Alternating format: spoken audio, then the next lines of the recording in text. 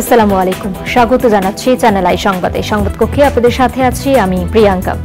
আর বিস্তারিত সংবাদের শুরুতে জানিয়ে দিচ্ছি ফ্রেশ প্রিমিয়াম টি সংবাদ শিরোনামগুলো। টি-20 বিশ্বকাপে বাংলাদেশকে আফগানিস্তানের 116 রানের টার্গেট, সেমির টিকিট পেতে টাইগারদের জিততে হবে 12 ওভার 1 বলে। রোহিঙ্গা সংকটে দ্রুত সমাধানে চীনের সহায়তা চাইলেন প্রধানমন্ত্রী, সমাধানের অনিশ্চয়তায় বাংলাদেশের উদ্বেগ।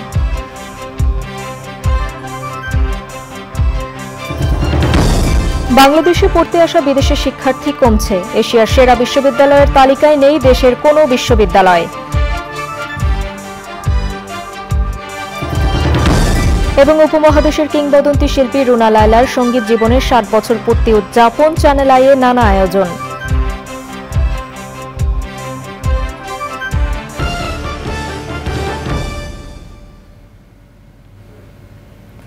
সংবাদ শিরোনামগুলো জানাচ্ছিলাম। এখনকার সংবাদ আয়োজন একই সঙ্গে চ্যানেল আইয়ের ইউটিউব চ্যানেলে এবং চ্যানেল আইয়ের ওটিটি প্ল্যাটফর্ম আই স্ক্রিনে লাইভ স্ট্রিম হচ্ছে।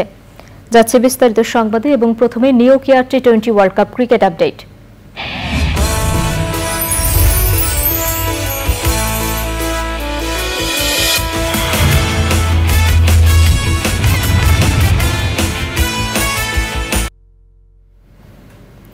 টি-20 বিশ্বকাপে আফগানিস্তানের দেয়া 116 রানের টার্গেটে ব্যাট করছে বাংলাদেশ। এর শেষ খবরে বাংলাদেশের সংগ্রহ 1 উইকেটে 19 রান। আফগানিস্তানের বিপক্ষে বাংলাদেশের টি-20 বিশ্বকাপে সুপার 8-এর শেষ ম্যাচ দেখতে সেন্ট ভিনসেন্টের আর্নস ভাল স্টেডিয়ামে গেছেন প্রবাসী বাংলাদেশিরা। ম্যাচের উপর অস্ট্রেলিয়ার ভাগ্যও নির্ভর করায় অজি সমর্থকরাও সমর্থন করছেন টিম টাইগার্সকে। আমি বলবো যে বাংলাদেশের performance is not bad, but batting সাইডটা বোধহয় ঠিক মতো ওরা করতে পারছে না। Bowler side we are good enough to beat any country. Batting ডিপার্টমেন্টটা যদি ওরা ভালো করে, I think they have a chance, pretty sure. আমি বাঙালিকে সাপোর্ট করছি, অবশ্যই আমি আশা করব যে আমার বাঙালি ভাইরা জিতবে ইনশাআল্লাহ। I wish it like best of luck to Bangladesh team and the bowlers and the batsmen, everyone, the whole team. Go Bangladesh, go the Tigers, come on! টি-20 বিশ্বকাপে অস্ট্রেলিয়াকে 24 রানে হারিয়ে সেমিফাইনালে উঠেছে ভারত। টস হেরে ব্যাট করতে নেমে রোহিত শর্মার 41 বলে 8 ছক্কায় 92 রানের তাণ্ডবে 200। এবারে অন্যান্য সংবাদ। রোহিঙ্গা সংকটের দ্রুত সমাধানে চীনের সহায়তা চেয়েছেন প্রধানমন্ত্রী শেখ হাসিনা। চীনের কমিউনিস্ট পার্টির আন্তর্জাতিক বিষয়ক মন্ত্রী লিউ জিয়ানশাও সংসদ ভবন কার্যালয়ে প্রধানমন্ত্রীর সঙ্গে সাক্ষাৎ করতে গেলে তিনি এই সহায়তা চান। প্রধানমন্ত্রী বলেন, সমাধানের অনিশ্চয়তায় বাংলাদেশ এখন রোহিঙ্গা সংকট নিয়ে খুবই উদ্বিগ্ন। সাংবাদিকদের ব্রিফিংয়ে প্রধানমন্ত্রীর প্রেস সচিব নাইমুল ইসলাম খান প্রধানমন্ত্রী শেখ হাসিনাকে উদ্ধৃতি করে বলেন, রোহিঙ্গা সংকট বাংলাদেশের জন্য খুবই হতাশার ও উদ্বেগজনক। প্রধানমন্ত্রী চীনের মন্ত্রীকে বলেন, রোহিঙ্গা সংকটে সৌহার্দ্যপূর্ণ সমাধানে সহায়তা চাওয়ার বিষয়টি প্রধানমন্ত্রী শেখ হাসিনার পক্ষ থেকে চীনের প্রেসিডেন্টকে পৌঁছে দেওয়ার জন্য একটি বিশেষ বার্তা।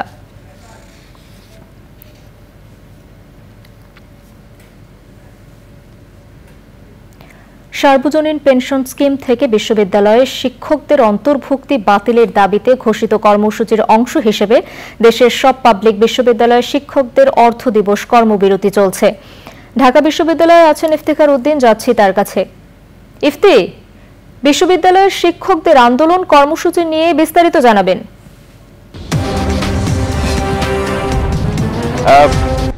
প্রিয়াঙ্কা, আমি এখন আছি ঢাকা বিশ্ববিদ্যালয়ের কলা ভবনের সামনে। বাংলাদেশ বিশ্ববিদ্যালয় শিক্ষক সমিতি ফেডারেশন আহত যে গত 2 মাস ধরেই সার্বজনীন পেনশন স্কিম প্রত্যয়ে শিক্ষকদের অন্তর্ভুক্ত করা হয়েছে। তো সেই অন্তর্ভুক্তি বাতিলের দাবিতে কিন্তু গত প্রায় 2 মাস ধরে বিশ্ববিদ্যালয়ের শিক্ষকরা আন্দোলন করে আসছেন এবং তারই ধারাবাহিকতায় আজ, আগামীকাল এবং এর পরের দিন টানা 3 দিন সারা দেশের সকল পাবলিক বিশ্ববিদ্যালয়ে সকাল 8টা থেকে দুপুর 1টা পর্যন্ত অর্ধ দিবস কর্মবিরতি পালন করা হবে। একই সাথে দুপুর 12টা থেকে 1টা পর্যন্ত বিশ্ববিদ্যালয়ের শিক্ষকরা এখানে অবস্থান কর্মসূচি পালন করবেন এবং এই নিয়ে আসলে বিশ্ববিদ্যালয় শিক্ষক ফেডারেশন 30 জুন পর্যন্ত একটি আলটিমেটাম বেঁধে দিয়েছেন। এর মধ্যে যদি এই প্রত্যয় স্কিম অন্তর্ভুক্তি বাতিল করা না হয়, সেক্ষেত্রে পরবর্তীতে শিক্ষকরা অনির্দিষ্টকালের জন্য কর্মবিরতিতে যাবেন বলেও হুঁশিয়ারি বিভিন্ন কর্মসূচি থেকে দেওয়া হয়েছে। তো সকালে যে ক্লাস শুরু হওয়ার কথা, তো আমরা দেখি যে ঢাকা বিশ্ববিদ্যালয়ের কলা ভবনের আশেপাশে অংশ বিশাল ফাঁকা এবং এখানে শিক্ষকরা আসলে ক্লাসে অংশ নেননি এবং এরই ধারাবাহিকতায় আজকে বেলা 12টা থেকে বেলা 1টা পর্যন্ত ঢাকা বিশ্ববিদ্যালয়ের অপরাজয় বাংলার সামনে বিশ্ববিদ্যালয়ের শিক্ষকরা অবস্থান নেবেন বলে আমরা জানতে পেরেছি। প্রিয়াঙ্কা, ধন্যবাদ ইফতি। দেশে ধারাবাহিকভাবে কমছে বিদেশি শিক্ষার্থীর সংখ্যা। গত 3 বছরের তথ্য বলছে বিদেশ থেকে বাংলাদেশে পড়তে আসা শিক্ষার্থী প্রতি বছরই কমছে। একই সঙ্গে সেরা বিশ্ববিদ্যালয়ের তালিকাতেও থাকতে পারছে না দেশের কোনো বিশ্ববিদ্যালয়। শিক্ষা মন্ত্রণালয় বলছে বাংলাদেশে নিজস্ব নিয়মে এগিয়ে চলছে। মোস্তফা মল্লিকের রিপোর্ট। বিশ্ববিদ্যালয় মঞ্জুরি কমিশন ইউজিসির সর্বশেষ প্রতিবেদনে বলা হয়েছে, সরকারি বেসরকারি বিশ্ববিদ্যালয় এবং অধিভুক্ত কলেজ ও মাদ্রাসায় উচ্চশিক্ষায় লেখাপড়া করছে 47,56,747 জন। Times Higher Education Asia University Ranking 2024-এর করা তালিকায় শীর্ষ 300 বিশ্ববিদ্যালয়ের মধ্যে বাংলাদেশের একটিও নেই। এই তালিকায় প্রতিবেশী দেশ ভারতের 40টি এবং পাকিস্তানের 12টি বিশ্ববিদ্যালয় রয়েছে। প্রথম ও দ্বিতীয় যথাক্রমে চীনের সিংহুয়া ও পিকিং বিশ্ববিদ্যালয়। সিঙ্গাপুরের জাতীয় বিশ্ববিদ্যালয় তৃতীয়। কয়েক বছর ধরেই দেশের বিশ্ববিদ্যালয়গুলো সেরাদের তালিকায় যেমন আসছে না, তেমনি ধারাবাহিকভাবে কমছে বিদেশি শিক্ষার্থীর সংখ্যা। 2020 সালে দেশের সরকারি বেসরকারি বিশ্ববিদ্যালয়ে বিদেশি শিক্ষার্থী ছিল 2317 জন, 2021 সালে 2281 জন। 2022 সালে বিদেশি শিক্ষার্থীর সংখ্যা কমে দাঁড়ায় 1957 জনে। শিক্ষা সংশ্লিষ্টরা বলছেন, চতুর্থ শিল্প বিপ্লবের এই সময়ে এমন চিত্র ভালো নয়। র্যাঙ্কিংয়ে না থাকার অনেকগুলো কারণের মধ্যে একটা কারণ হচ্ছে কি এটা যে আমাদের বিদেশি স্টুডেন্টগুলো কমে যাচ্ছে বা বিদেশি কোলাবোরেটর কমে যাচ্ছে। তো আমাদের প্রকাশনা বা গবেষণা সেভাবে হচ্ছে না। যারা বিদেশে পড়তে যায় অথবা বিদেশ থেকে কোনো দেশে পড়তে যায়, তারা কিন্তু দেখে যে ইউনিভার্সিটির র্যাঙ্কিংটা কেমন, 1 নম্বর। নাম্বার 2 হলো ইউনিভার্সিটির পরিবেশ কেমন, ওই কান্ট্রির ইকোনমিক, রাজনীতিক প্লাস ফিউচার কেমন। তো আমি যদি আমাদের র্যাঙ্কিংয়ের কথা বলি, হয়তোবা আমাদের আরও একটি ইমপ্রুভ করার জায়গা আছে। শিক্ষা মন্ত্রণালয় বলছে পরিস্থিতি উন্নয়নের চেষ্টা চলছে, তবে বৈশ্বিক সব তালিকাকে গুরুত্ব দেয়া বা না দেওয়ার বিষয়ও আছে। র্যাঙ্কিং নিয়ে মাতামাতিটা হয় বেশি, যেখানে একটা বাজার ব্যবস্থা আছে, একটা মার্কেট আছে উচ্চশিক্ষার। আমরা তো আসলে বাজার নির্ভর উচ্চশিক্ষা দিচ্ছি না। আমাদের দেশের প্রয়োজনে যে ধরনের উচ্চশিক্ষার প্রয়োজন সেটা তো অবশ্যই আমরা দিচ্ছি। বিদেশি শিক্ষার্থী মেডিকেল সায়েন্সের ক্ষেত্রে আসছে এবং বিদেশি শিক্ষার, সেটাই আবারও বলছি, সেটা আসলে বাজার নির্ভর। অর্থাৎ সেখানে ব্র্যান্ডিংয়ের বিষয়টা থাকে এবং সেখানে অনেক বেশি ফিস যে সমস্ত দেশে দেয় সেখানে কিন্তু তারা যায়, তাদের উপরে খরচও বেশি হচ্ছে। দেশে মোট 62টি সরকারি বিশ্ববিদ্যালয়ের মধ্যে শিক্ষা কার্যক্রম চালু থাকা 53টি সরকারি বিশ্ববিদ্যালয়ের 27টিতে কোনো বিদেশি শিক্ষার্থী নেই। Mostafa Mallik, Channel I, Dhaka. ব্যবসায়ী নাসির উদ্দিন মাহমুদের দায়ের করা হত্যা চেষ্টার মামলায় আজ আদালতে আত্মসমর্পণ করবেন চিত্রনায়িকা পরিমণি। এ নিয়ে জানতে শহীদুল্লাহ রাজুর কাছে যাচ্ছি। তিনি ঢাকার চিফ জুডিশিয়াল ম্যাজিস্ট্রেট আদালতেই রয়েছেন। রাজু, পরিমণির বিরুদ্ধে মামলা ও আত্মসমর্পণ বিষয়ে কি তথ্য আছে আপনার কাছে?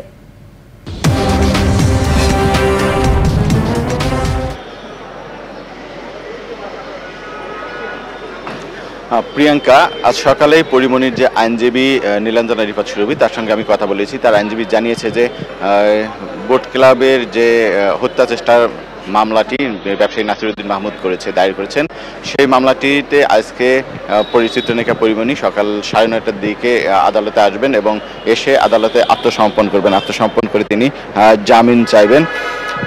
এই মামলার সম্প্রতি PBI, police bureau of investigation PBI মামলার অভিযোগপত্র দাখিল করে চিফ জুডিশিয়াল ম্যাজিস্ট্রেট আদালতে।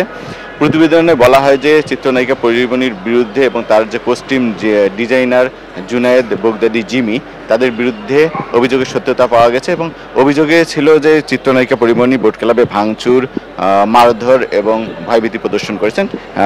এই মর্মে প্রতিবেদন দাখিল করা হয়। এরপর সিনিয়র চিফ জুডিশিয়াল ম্যাজিস্ট্রেট পরিমণিকে আদালতে হাজির হওয়ার সমন জারি করেন এবং সেই সমনের তারিখ হলো আজকে 25শে জুন এবং পরিমণি 9:30টার দিকে আদালতে আসার কথা রয়েছে এবং তিনি এসে আত্মসমর্পণ করবেন এবং তারপর জামিন আবেদন করবেন। জামিনের পর বিচারক বিশ্লেষণ করে মামলার দুই পক্ষের যুক্তিতর্ক শুনে হয়তোবা তাকে জামিন দেবেন কিনা সেটা পরবর্তীতে। তবে পিবিআই যে প্রতিবেদন দিয়েছে সে প্রতিবেদনে কিন্তু পরিমণির বিরুদ্ধে অভিযোগ পাওয়া গেছে বলে সে প্রতিবেদনে জানা গেছে। পরিমণি আসলে তারপর আদালতের পরবর্তী ব্যবস্থা সম্পর্কে আপনাদের জানানো যাবে। প্রিয়াঙ্কা। ধন্যবাদ রাজু। উপমহাদেশের জীবন্ত কিংবদন্তি সঙ্গীত শিল্পী রুনা লায়লা সঙ্গীত জীবনের 60 বছর পূর্ণ করেছেন। এই বর্ণাঢ্য সঙ্গীত জীবন উদযাপনে রুনা লায়লাকে বিশেষ সম্মাননা জানিয়েছেন চ্যানেল আই। 6 দশক ধরে গান গেয়ে বিশ্বজুড়ে শ্রোতাদের মুগ্ধ করে যাওয়া রুনা লায়লা পরিবার, স্বজন ও দর্শক শ্রোতাদের প্রতি কৃতজ্ঞতা জানিয়েছেন। বিস্তারিত জাকিয়া আক্তারের রিপোর্টে। মাত্র 12 বছর বয়সে 1964 সালের 24শে জুন যুগ্ম সিনেমার গান দিয়ে বাংলাদেশের গর্ব রুনা লায়লার সঙ্গীত জীবনের শুরু। বর্ণাঢ্য এই জীবনে বাংলা, হিন্দি, উর্দু, পাঞ্জাবি, সিন্ধি, গুজরাটি ও ইংরেজি সহ মোট 18টি ভাষায় 10,000-এর বেশি গান গেয়েছেন এই কিংবদন্তি সঙ্গীত শিল্পী। রুনা লায়লার সফল সঙ্গীত জীবনের 6 দশক উদযাপনে তারকা কথনের বিশেষ আয়োজনে সম্মাননা জানায় চ্যানেল আই। চ্যানেল আইয়ের পরিচালক ও বার্তা প্রধান শাইখ সিরাজ বলেন, রুনা লায়লার এই অর্জন নিঃসন্দেহে উপমহাদেশের সঙ্গীত জগতের জন্য গর্ব ও আনন্দের। একজন শিল্পীর জীবনে 60 বছর বিশাল একটা সময়। এই সময়ের ভিতরে রুনা লায়লা আমাদের দেশের সঙ্গীতকে, উপমহাদেশের সঙ্গীতকে যে আসনে নিয়েছেন, এটা নিঃসন্দেহে বাঙালি হিসেবে আমরা এটা নিয়ে গর্ববোধ করি। আধুনিক লোকসঙ্গীত, দেশাত্মবোধক ও সিনেমার গান সহ বৈচিত্র্যময় গানে শ্রোতাদের মুগ্ধ করা এই গুণী শিল্পীকে গানে গানে শুভেচ্ছা ও কৃতজ্ঞতা জানান এই প্রজন্মের শিল্পীরা।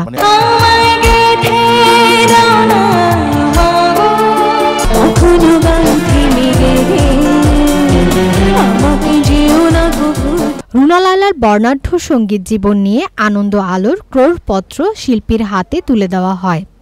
সম্মাননা অনুষ্ঠানে প্রিয় সঙ্গিনীর 60 বছর পূর্তিতে জনপ্রিয় চিত্রনায়ক আলমগীরও জানান নিজের অনুভূতির কথা। 60 বছর টিকে থাকা ওইরকম সিরিয়াস না হলে, ওরকম প্র্যাকটিস না করলে কোনোদিনই সম্ভব না। দেশ ও দেশের বাইরে থাকা রুনা লায়লার শুভাকাঙ্ক্ষী, গুণী ও স্বজনরা তাকে শুভেচ্ছা ও ভালোবাসা জানান। बहुत बहुत शुभकामनाएं, बहुत बहुत बधाइयां, बहुत मुबारकबाद। रुना जी, all the very best. My best wishes to you on your 60 years on this glorious journey. I'm forever grateful that you were able to bring music into our childhood and give me the voice I have today. Put hard work into the things we truly love in life. We are so incredibly proud of you. What a tremendous achievement. সারা পৃথিবীতে বাংলাদেশকে গানে গানে পরিচয় করিয়ে দিয়েছেন। উনি নায়িকার ভয়েসও গাইলেন, মেয়ের ভয়েসও গাইলেন। এইটা হলো রুনা লায়লার কৃতিত্ব। লন্ডনের অ্যালবার্ট হলে আমাদের যে শোটা হয়েছিল, রুনা আপা আমাকে নিয়ে গেছিলেন। প্রয়াত বিখ্যাত কিংবদন্তি কবি শামসুর রহমানকে দিয়ে আমি 2টো গান লিখিয়েছিলাম। 2টো গানই গেয়েছিলেন রুনা লায়লা, এবং একটি বাংলাদেশ মানি একজন রুনা লায়লা। আমরা সত্যি গর্বিত আমাদের একজন রুনা লায়লা আছে। গুণী নক্ষত্র রুনা লায়লা তার দীর্ঘ সঙ্গীত জীবনের সব সহকর্মীর প্রতি জানিয়েছেন কৃতজ্ঞতা। সবার কাছ থেকে আমি অনেক সহযোগিতা পেয়েছি। আজকে 60 বছর পূর্তি উপলক্ষে আমি চ্যানেল আইকে একটা বিশাল বিশাল ধন্যবাদ দিতে চাইছি। রুনা লায়লার 60 বছরের বর্ণিল সঙ্গীত জীবন উদযাপনের এই আয়োজনে তার পরিবারের সদস্য, স্বজন ও শুভাকাঙ্ক্ষীদের অংশগ্রহণ ছিল। Zakia Akter, Channel I, Dhaka. দর্শক, এবারে বিরতি।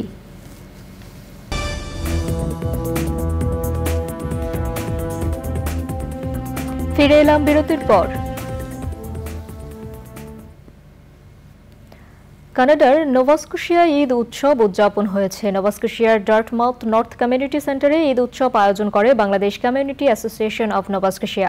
প্রবাসী বাঙালিদের উপস্থিতিতে ঈদ উৎসবে তুলে ধরা হয় আবহমান বাংলার কৃষ্টি, ইতিহাস, ঐতিহ্য ও সংস্কৃতি।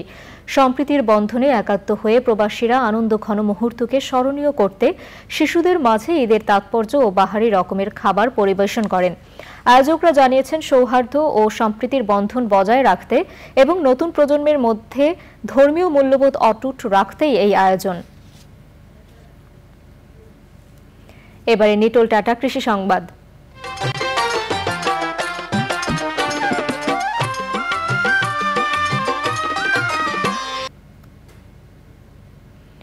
রংপুরের ঐতিহ্যবাহী হাড়িভাঙা আমের বাজার এখন জমজমাট। পাইকার ও ব্যবসায়ীদের পদচারণায় রংপুরের বদরগঞ্জ ও মিঠাপুকুর উপজেলার আম বাগান এলাকায় এখন উৎসব মুখর পরিবেশ।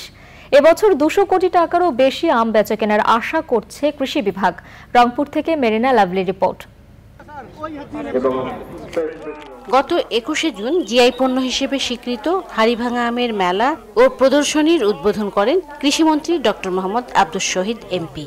এরপর থেকে মিঠাপুকুরের ঐতিহ্যবাহী পদাগঞ্জ হাটে আম বেচাকেনা শুরু হয়। এবছর তীব্র তাপপ্রবাহ ও অনাবৃষ্টিতে আমের ফলন কম হলেও দাম নিয়ে সন্তুষ্ট চাষি ও ব্যবসায়ীরা। ২৮০০ টাকা মন, ৩০০০ টাকা মন, ২০০০ টাকা মন, ২৫০০ টাকা মনও যাচ্ছে। বাজারে ক্রেতা ভালো হয়েছে, ক্রেতা এখানে সব জায়গা থেকেই আসে মোটামুটি। আম এবার কম হয়েছে বুঝছেন, কিন্তু আমের বাজার এবার ভালো, আমরা ব্যবসায়ীরা বাজার ভালো পাচ্ছি। পদাগঞ্জ হাট ছাড়াও মিঠাপুকুর ও বদরগঞ্জের প্রায় ১৫টি ইউনিয়নের বিভিন্ন স্থায়ী ও অস্থায়ী হাটে হাড়িভাঙা আম বিক্রি চলছে।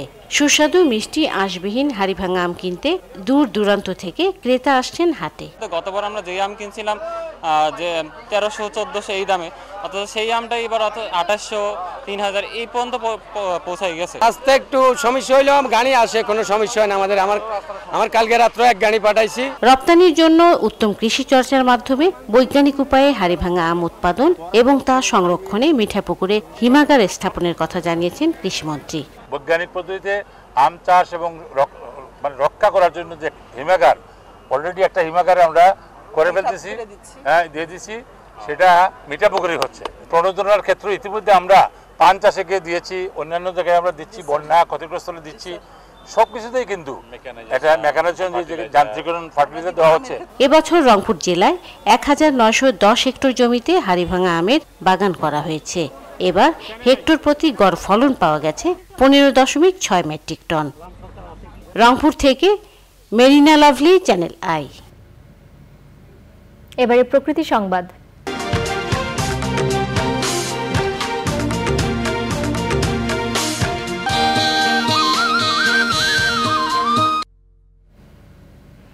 তীব্র ভাঙনে বিপর্যস্ত কুড়িগ্রামের নদী তীরবর্তী এলাকা। এরই মধ্যে বিলীন হয়েছে বসতভিটা, ফসলি জমি, গাছপালা সহ বিভিন্ন স্থাপনা। ভাঙন আতঙ্কে ঘরবাড়ি অন্যত্র সরিয়ে নিচ্ছেন মানুষ। ভাঙন প্রতিরোধে দ্রুত কার্যকর উদ্যোগের দাবি জানিয়েছেন ভাঙন কবলিতরা। শ্যামল ভৌমিকের তথ্য ও ভিডিও চিত্রে সাবরিনা হাসানের রিপোর্ট। ভাঙবে না, করে দেয়, করে থাকি, কি করি? এই টেনশনও কিছু খাই নেই, কিন্তু জানা এ পর্যন্ত কিছু খাই নেই। টেনশন একটা আছে, জায়গার একটা ময়া আছে।